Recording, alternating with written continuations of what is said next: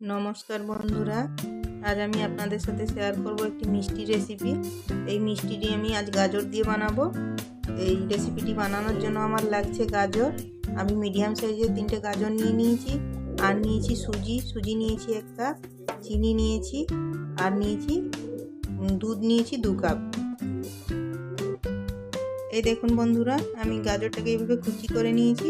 এবার এটা আমি মিক্সিতে দিয়ে দেবো পিসার জন্য।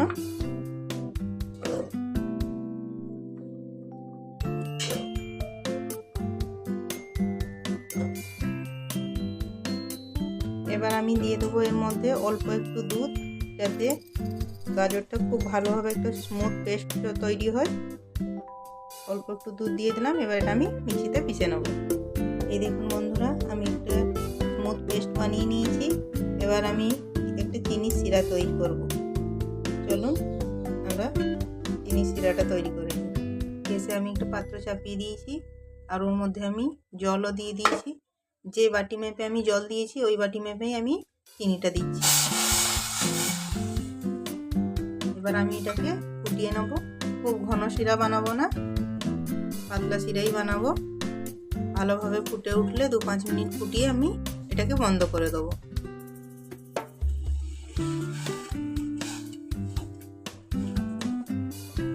এই দেখুন বন্ধুরা, চিনি শিরাটা খুব ভালোভাবে ফুটে উঠেছে। এবার এটাকে আমি 3-4 মিনিট খুব ভালোভাবে ফুটিয়ে নেব।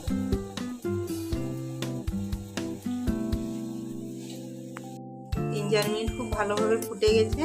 এবার এটা আমি বন্ধ করে রেখে দেবো। এটাকে আমি একটা ঢাকা দিয়ে দেবো, যাতে রসটা গরম থাকে। আমি গ্যাসে একটা কড়াই চাপিয়ে নিয়েছি।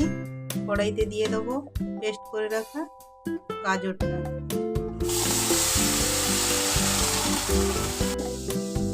এবার এর মধ্যে দিয়ে দেবো বাকি যে দুধটা ছিল, দুধটা দিয়ে দেবো।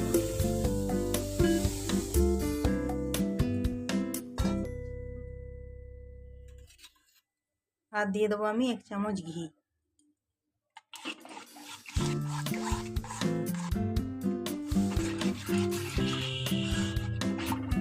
আমি যে ব্যাটারটা বানাবো, যে ডোটা যাতে স্মুথ হয়, সেই জন্য আমি ঘিটা দিলাম।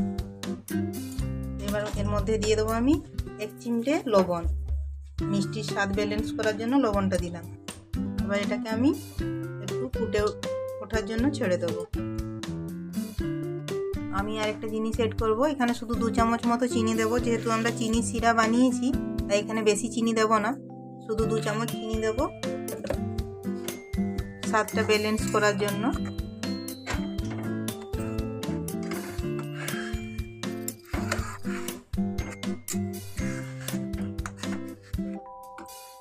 এটা ফুটে উঠেছে। এবার আমি এর মধ্যে দিয়ে দেবো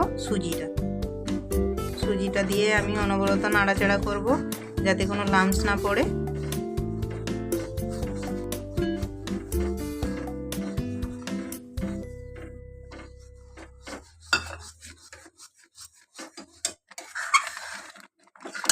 এই সময় আমি জালটা একটু কমিয়ে নেব। জালটা আমি এই সময় কমিয়েই রাখবো, দিয়ে অনবরত নাড়তে থাকবো।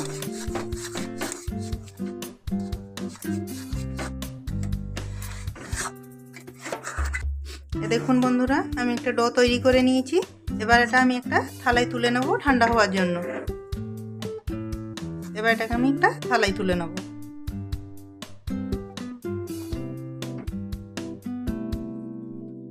এটা আমি থালায় তুলে নিয়েছি। এবার এটাকে আমি কিছুক্ষণ রেখে দেবো ঠান্ডা হওয়ার জন্য। পুরোপুরি ঠান্ডা করব না, যাতে হাত দেওয়া যায় ওইভাবে আমি ঠান্ডা করব। এই ডোটা আমার হালকা একটু ঠান্ডা হয়ে গেছে। এবার হাতে আমি একটু ঘি নিয়ে নিয়েছি। এটাকে আমি খুব ভালোভাবে মেখে নেব। এটাকে ভালোভাবে মেখে আমি একটা স্মুথ ডো তৈরি করে নেব। এই দেখুন বন্ধুরা, আমি একটা স্মুথ ডো তৈরি করে নিয়েছি। এবার আমি নিয়ে নেব একটা এই ছিদ্রযুক্ত থালা। এই থালাটায় আমি একটু তেল কিংবা ঘি ব্রাশ করে নেব। এটাই আমি একটু তেল ব্রাশ করে নিচ্ছি। এবার আমি হাতে একটু ঘি লাগিয়ে নেব, আর এটা একটা শেপ দিয়ে নেব। আমি হাতে অল্প একটু ঘি লাগিয়ে নিয়েছি। এবার আমি এটার থেকে ছোট ছোট শেপ তৈরি করে নেব। আমি গোল গোল করে শেপ করে নিচ্ছি, আপনারা যেমন চাইবেন ওইভাবে করে নেবেন। এই দেখুন আমি গোল গোল করে শেপ করে নিয়েছি, এভাবে আমি সবগুলো বানিয়ে নেব। এই দেখুন বন্ধুরা, আমি সবগুলো এইভাবে গোল শেপ দিয়ে নিয়েছি। এবার এগুলো আমি স্টিমে বসিয়ে দেবো। স্টিমে বসানোর জন্য আমি নিয়ে নিয়েছি কড়া। স্টিমে দেওয়ার জন্য আমি কড়াইতে জল নিয়ে নিয়েছি আর দিয়ে দিয়েছি এরকম স্ট্যান্ড। এবার স্ট্যান্ডের ওপর আমি থালাটা বসিয়ে দেবো।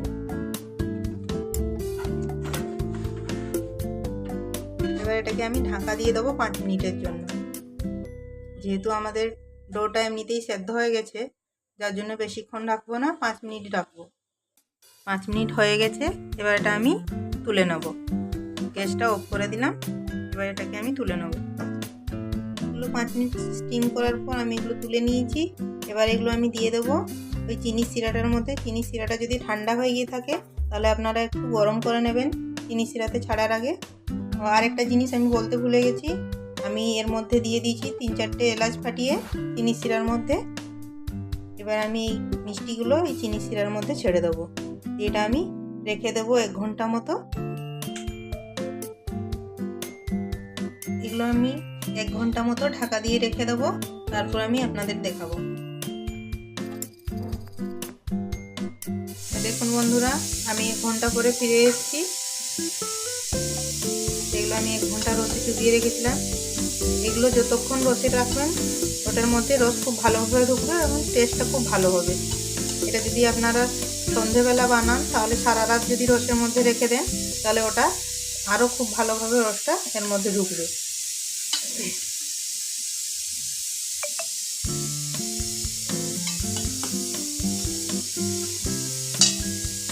দেখুন